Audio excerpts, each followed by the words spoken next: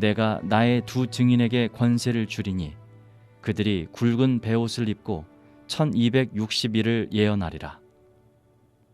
그들은 이 땅의 주 앞에 서 있는 두 감람나무와 두 촛대니 만일 누구든지 그들을 해하고자 하면 그들의 입에서 불이 나와서 그들의 원수를 삼켜버릴 것이요 누구든지 그들을 해하고자 하면 반드시 그와 같이 죽임을 당하리라.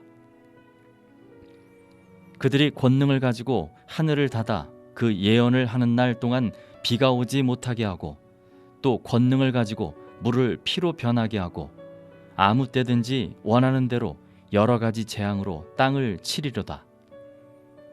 그들이 그 증언을 마칠 때 무적행으로부터 올라오는 짐승이 그들과 더불어 전쟁을 일으켜 그들을 이기고 그들을 죽일 터인즉 그들의 시체가 큰 성 길에 있으리니 그 성은 영적으로 하면 소돔이라고도 하고 애굽이라고도 하니 곧 그들의 주께서 십자가에 못 박히신 곳이라.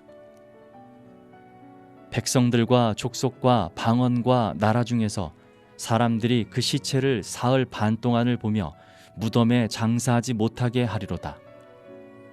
이 두 선지자가 땅에 사는 자들을 괴롭게 한 고로 땅에 사는 자들이 그들의 죽음을 즐거워하고 기뻐하여 서로 예물을 보내리라 하더라. 3일 반 후에 하나님께로부터 생기가 그들 속에 들어가매 그들이 발로 일어서니 구경하는 자들이 크게 두려워하더라. 하늘로부터 큰 음성이 있어 이리로 올라오라 함을 그들이 듣고 구름을 타고 하늘로 올라가니 그들의 원수들도 구경하더라. 그때 큰 지진이 나서 성 10분의 1이 무너지고 지진에 죽은 사람이 7천이라. 그 남은 자들이 두려워하여 영광을 하늘의 하나님께 돌리더라. 둘째 화는 지나갔으나 보라 셋째 화가 속히 이르는도다.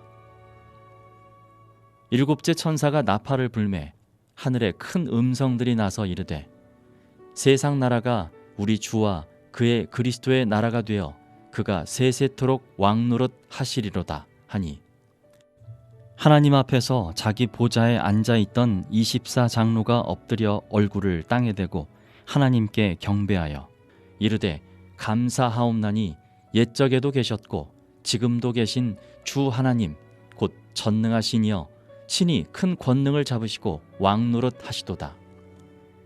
이방들이 분노하매 주의 진노가 내려 죽은 자를 심판하시며 종 선지자들과 성도들과 또 작은 자든지 큰 자든지 주의 이름을 경외하는 자들에게 상 주시며 또 땅을 망하게 하는 자들을 멸망시키실 때로소이다 하더라. 본장은 크게 세 부분으로 나눠져 있습니다. 1절, 2절에 보면 하나님께서 성전을 청량하라고 하시고 그 청량 안에 들어온 자들을 보호하시는 말씀이 기록되어 있습니다. 그리고 오늘 우리가 함께 읽은 3절부터 마지막 19절까지의 말씀을 보면 두 증인에 대한 말씀과 15절부터 일곱째 나팔 부는 이야기고 들어가 있습니다. 그래서 보면 우리가 앞에 읽은 일곱 나팔 이야기 말씀 8장 13절에 보니 내가 또 보고 들으니 공중에 날아가는 독수리가 큰 소리로 이르되 땅에 사는 자들에게 화가 있으리니 새 천사들이 불러야 할 나팔 소리가 남아 있음이로다 하더라 하는 이 말씀으로 보아 앞에 나오는 여섯 번째, 일곱 번째 나팔 불 때마다 큰 화가 임하였는데 오늘 본문 14절에 둘째 화가 지나갔으니 보라 셋째 화가 속히 이르로다 해서 여섯 번째 나팔과 일곱 번째 나팔에 대한 이야기가 오늘 본장 요한계시록 11장에 기록이 되어 있습니다. 그래서 성전을 청량하는 이 말씀 우리가 읽진 않았지만 11장 1절과 2절 말씀을 제가 읽어드립니다. 또 내게 지팡이 같은 갈대를 주며 말하기를 일어나서 하나님의 성전과 제단과 그 안에 경배하는 자들을 측량하되 성전 바깥마당은 측량하지 말고 그냥 두라. 이것은 이방인에게 주었은즉 그들이 거룩한 성을 42들 동안 짓밟으리라 말씀하십니다. 그러니까 성전 안에서 예배하는 자들을 하나님께서 보호하시고 또 성전 밖에 있는 자들을 그냥 내버려 두라라고 말씀하시는 것을 볼 수 있습니다. 마치 에스겔서에 나오는 말씀처럼 하나님께서 우상을 섬기고 이방신을 섬기고 해와 달을 섬기는 그들을 칠 그런 말씀과 더불어 하나님을 경외하고 예배하는 자들을 보호하시는 말씀과 같은 그런 말씀이 앞에 기록이 되어 있습니다. 그리고 이제 3절부터는 두 증인에 대한 말씀이 나옵니다. 그런데 이 두 증인에 대한 말씀, 3절 말씀 같이 읽어볼까요? 내가 나의 두 증인에게 권세를 주리니 그들이 굵은 베옷을 입고 1260일을 예언하리라 말씀하십니다. 두 증인이 무슨 옷을 입고 있냐면 굵은 베옷을 입고 있습니다. 요나서를 읽어보면 요나가 니느웨에 하나님의 말씀을 선포하였을 때 왕에서부터 짐승에 이르기까지 죄를 뒤집어 쓰고 회개하였습니다. 근데 그때 입었던 옷이 굵은 베옷입니다. 이 베옷은 무슨 의미냐? 자기의 죄를 회개한다라는 의미를 갖고 있습니다. 슬피 울면서 하나님 나를 용서해 주십시오. 내가 죄인입니다. 라고 하는 것을 의미합니다. 그래서 이 두 증인이 해야 되는 그 선포의 말씀은 회개의 말씀입니다. 우리는 하나님의 회개의 말씀이 선포되어질 때 귀를 닫고 거부하는 것이 아니라 나에게 주시는 말씀인 것으로 깨닫고 우리가 하나님 앞에 회개함으로 나아가야 하겠습니다. 4절 말씀 읽겠습니다. 그들은 이 땅에 주 앞에 서 있는 두 감람나무와 두 촛대니 말씀하십니다. 이 말씀은 마치 스가랴 4장에 나와 있는 그런 말씀을 생각하게 합니다. 스가랴 4장에 보면 하나님께서 어린 선지자 스가랴에게 환상을 보여주십니다. 근데 그때에는 촛대가 하나고 두 감람나무가 나옵니다. 이 두 감람나무가 의미하는 것이 무엇입니까? 스가랴가 물었을 때 하나는 총독인 수르바벨이고 하나는 제사장인 여호수아다라고 가르쳐 주십니다. 그러니까 여기에 나와 있는 두 감람나무가 그때 스가랴에 나오는 수르바벨과 여호수아다라고 할 수도 있겠지만 여기에 나오는 이 두 감람나무, 두 증인은 이제 구약과 신약의 말씀이 될 수도 있고 또 교회를 상징한다고 보시면 되겠습니다. 왜냐하면 성소 안에 들어가면 빛이 없습니다. 다 가려져 있는데 유독 빛을 내는 것이 하나 있습니다. 바로 금촛대에 있습니다. 오른편에는 떡상이 있고 앞에는 향단이 있고 왼편에 금촛대가 있습니다. 이 금촛대가 성소 안을 환하게 비춰주는 빛을 냅니다. 그런데 이 금촛대가 빛을 비춘다라는 것에서 우리는 또 무엇을 깨달을 수 있냐면 예수님께서 우리 교회에 대해 하신 말씀이 떠오를 수밖에 없습니다. 너희는 세상의 빛이다. 그래서 여기 그 금촛대 두 개는 세상에 있는 교회, 세상에 빛이 되는 교회를 의미하기도 하고 또 두 증인은 성경 말씀으로서 구약의 말씀과 신약의 말씀이 예수님을 증언하는 것, 그렇게 또한 보는 견해들이 있습니다. 이 두 증인이 그러한 역할을 합니다. 예수님을 증거하고 세상에 빛을 비춥니다. 세상 사람들이 죄를 지어서 그들의 행위가 악함으로 어두운 가운데 숨을 때에 그들에게 빛을 비출 수 있는 것, 바로 하나님께서 세상에 보내신 교회인 줄 믿습니다. 그리고 우리가 그렇게 해야 합니다. 죄를 지을 때 빛 가운데 대범하게 죄를 짓는 사람이 별로 없습니다. 많은 사람들이 보는 가운데 하는 사람이 별로 없습니다. 그들은 자기 스스로 생각하기에도 자기 죄가 악하고 부끄러운 걸 알기 때문에 사람이 없는 곳에서, 어두운 곳에서 죄를 꾀하고 죄를 짓습니다. 그러나 교회는 그러한 가운데 빛을 비추는 존재가 되어야 합니다. 이 두 증인이 그렇게 합니다. 이 두 증인이 어떤 사람인지 연상되는 말씀이 6절에 나와 있습니다. 함께 읽어보겠습니다. 그들이 권능을 가지고 하늘을 닫아 그 예언을 하는 날 동안 비가 오지 못하게 하고 또 권능을 가지고 쏟을 물을 피로 변하게 하고 아무 때에든지 원하는 대로 여러 가지 재앙으로 땅을 치리로다. 아멘.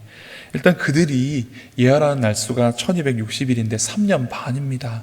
3년 반 동안 비가 안 온 것 하면 어떤 선지자가 떠오릅니까? 엘리야 선지자가 떠오르죠.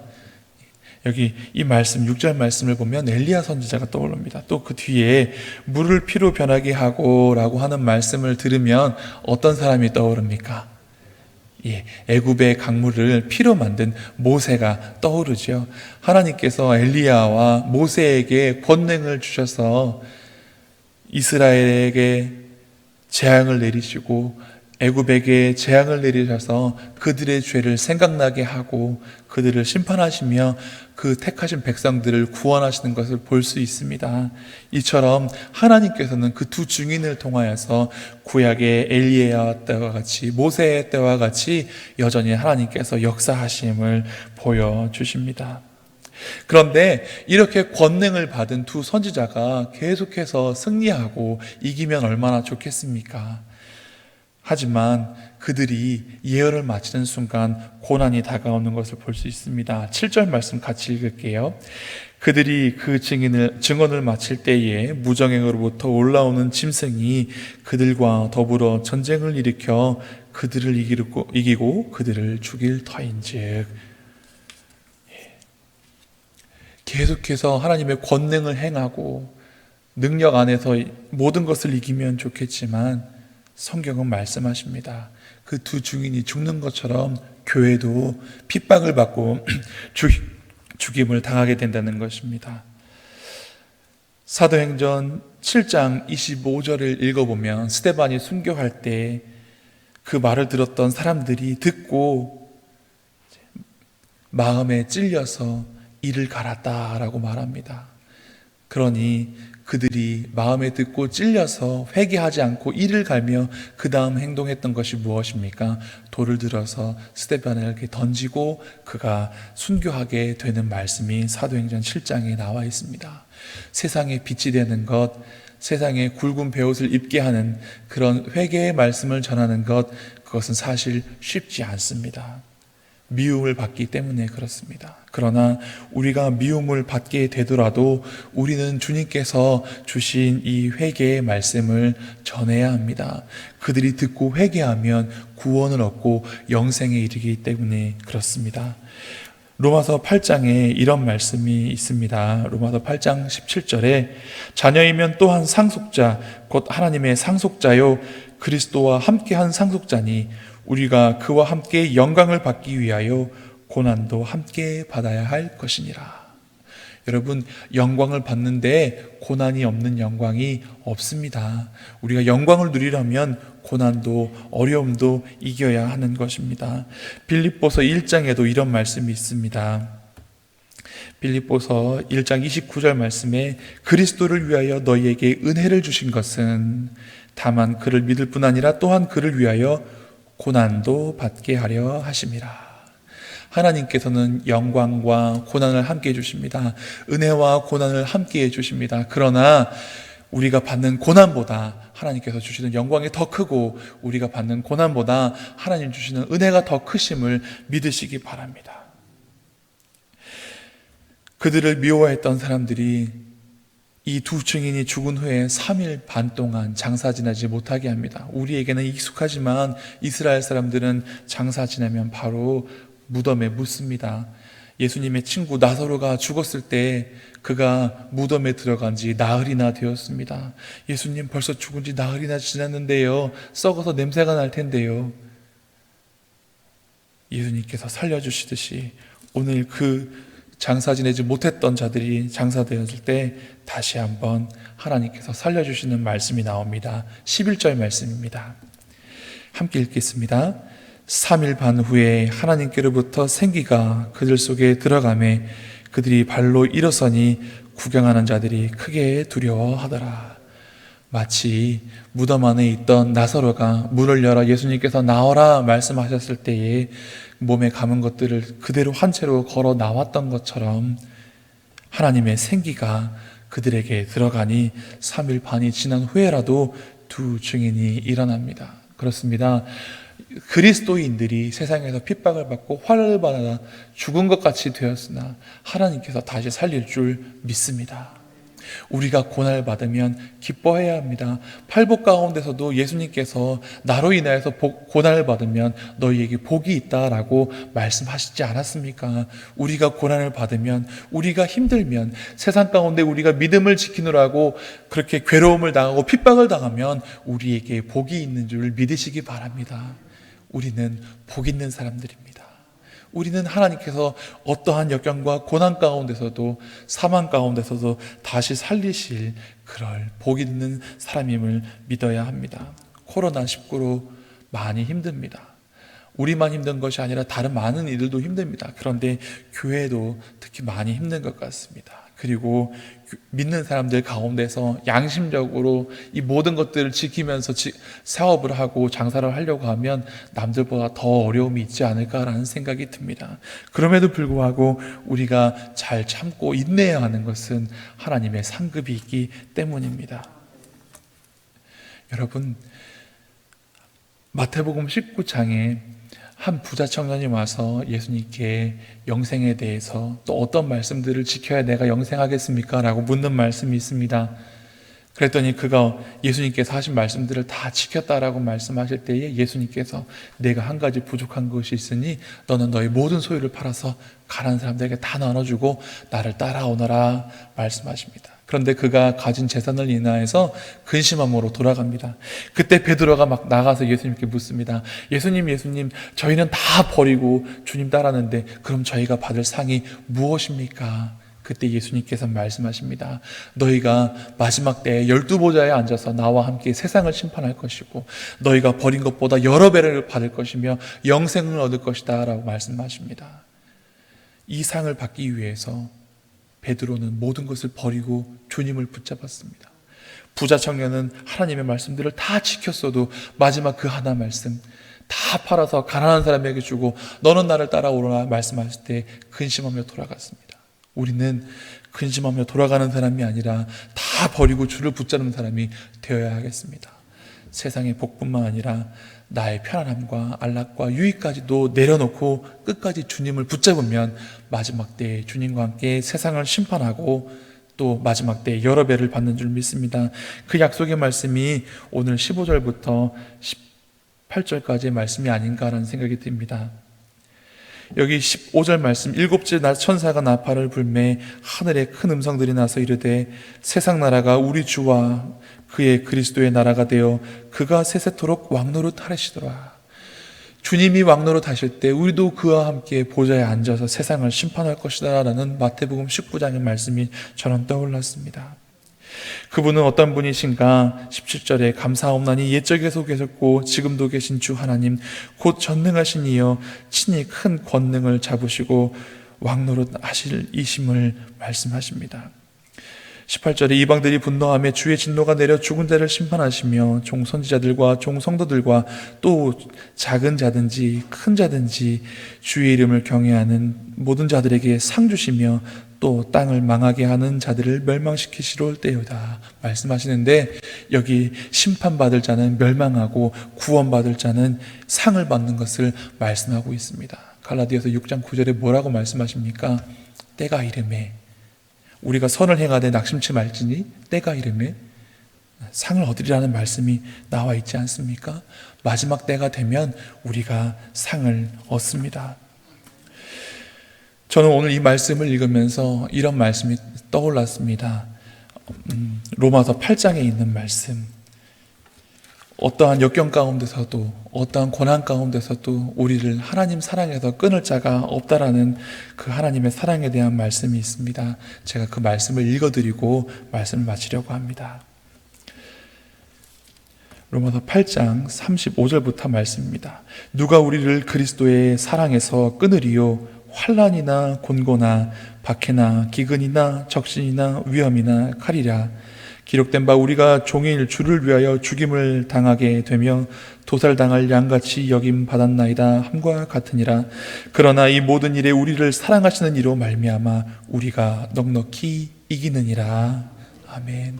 두 증인이 핍박을 받고 사망에까지 이르렀으나 넉넉히 이겼던 것처럼 마지막 때에 우리 주님께서 세상을 심판하실 주가 왕이 되셔서 세상을 심판하실 때에 우리로 하여금 상받게 하실 그분 인하여서 우리가 넉넉히 이길 수 있음을 믿음으로써 감사함으로써 고백하실 수 있기를 간절히 바랍니다. 기도하겠습니다. 하나님, 세상이 교회를 핍박하고 미워하는 것, 그들의 죄가 생각나서 마음에 찔려 이를 갈며 스데반 집사에게 돌을 던졌던 것 같이 오늘 말씀에 나오는 두 증인이 말씀을 전하는 것을 마칠 때에 핍박을 받아 죽게 되었다는 그 말씀이 오늘 살아가는 우리가 당하는 믿음으로서의 삶을 살아갈 때에 고난을 받는 우리와 같은 삶이 아닌가라는 생각을 해봅니다. 하나님, 아직 우리가 죽기까지 핍박을 받지는 않았으나 언제가 때가 되면 우리가 죽기까지 핍박을 받게 되어더라도 이 믿음을 놓지 말아야 할 것을, 예수 그리스도 붙잡는 신앙을 놓지 말아야 될 것을 우리에게 말씀하여 주시니 감사를 드립니다. 어떠한 고난과 어떠한 핍박이 있더라도 우리가 예수 그리스도 꼭 붙잡게 하여 주시옵소서. 하나님, 우리에게 은혜를 주셨사오니 우리로 하여금 고난도 잘 견디게 하시고 이 고난을 잘 견디면 더 큰 영광을 얻는 이 영적인 원리를 깨달아서 하나님 주실 상급을 바라보며 끝까지 믿음의 경주 달려갈 수 있는 저희들을 되게 하여 주시옵소서. 고난이 없는 영광이 없듯이 우리가 이 영광 얻기 위해서 고난 받을 수 있도록 도와주시고 하나님께서 넉넉하게 이기게 하심을 믿음으로써 오늘도 우리에게 주어진 영적인 믿음의 경주 달려가게 하여 주시옵소서. 마지막 때에 하나님 앞에 승리의 면류관, 영광의 면류관 받게 하여 주시옵소서. 감사드리며 예수님 이름으로 기도드리옵나이다. 아멘.